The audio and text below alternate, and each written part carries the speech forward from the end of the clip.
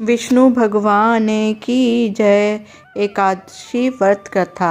चैत्र शुक्ल कामदा एकादशी व्रत। धर्मराज युधिष्ठिर बोले, हे भगवान, आपको कोटि कोटि प्रणाम है।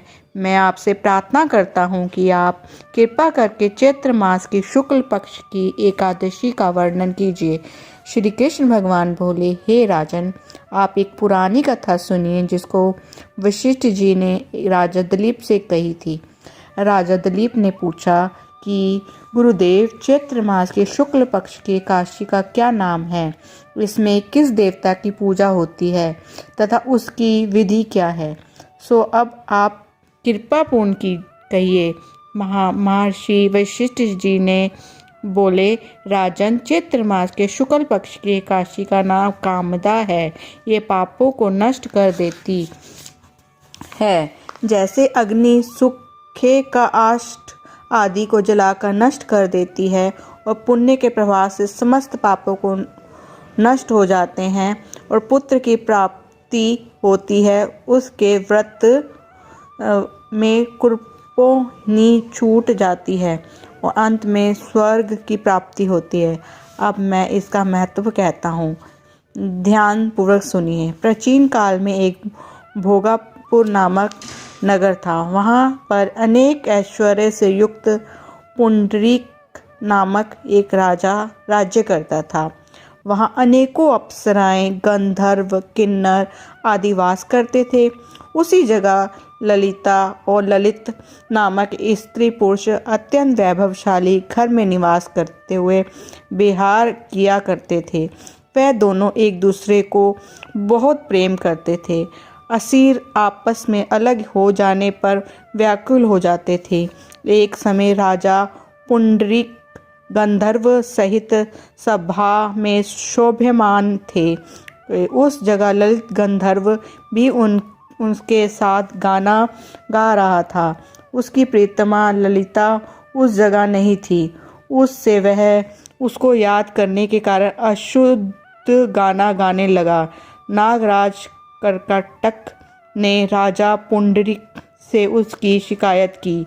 इस पर राजा पुंडरीक ने ललित को श्राप दे दिया कि अरे दुष्ट, तू मेरे सामने गाता हुआ भी अपनी स्त्री को श्रवण कर रहा है।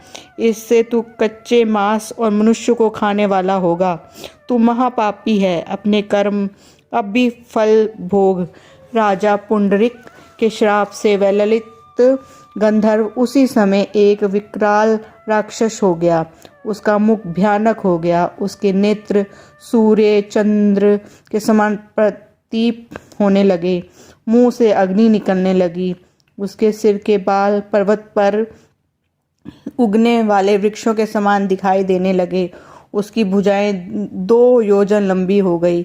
इस तरह उसका 8 योजन का शरीर हो गया। राक्षस हो जाने पर उसको महान दुख मिलने लगे।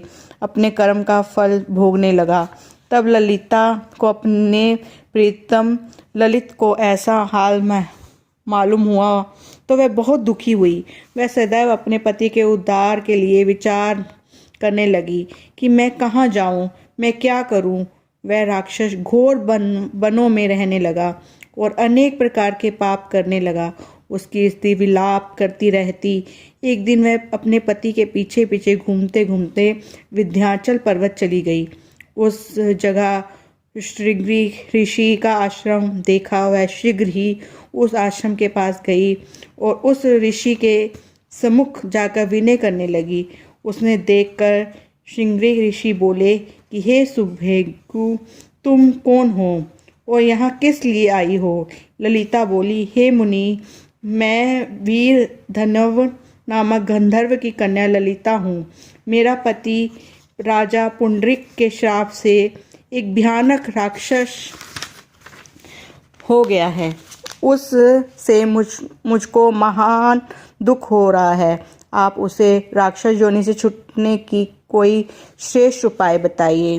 तब श्रृंगी ऋषि बोले, हरि गंधर्व कन्या ललिता अब चैत्र मास शुक्ल पक्ष की एकादशी है। उसके व्रत करने से मनुष्य के सब कर्म शीघ्र ही सिद्ध हो जाते हैं।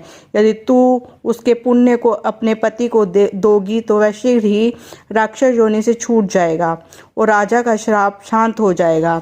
मुनि के ऐसे वचन सुनकर ललिता ने आनंद पूर्वक उस व्रत किया।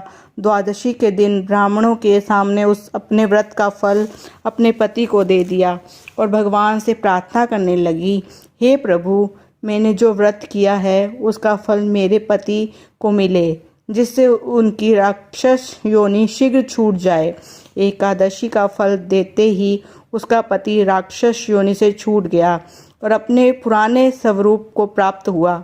वह अपने सुंदर वस्त्रों तथा आभूषणों से अलंकृत होकर पहले की भांति ललिता के साथ विवाह करने लगा।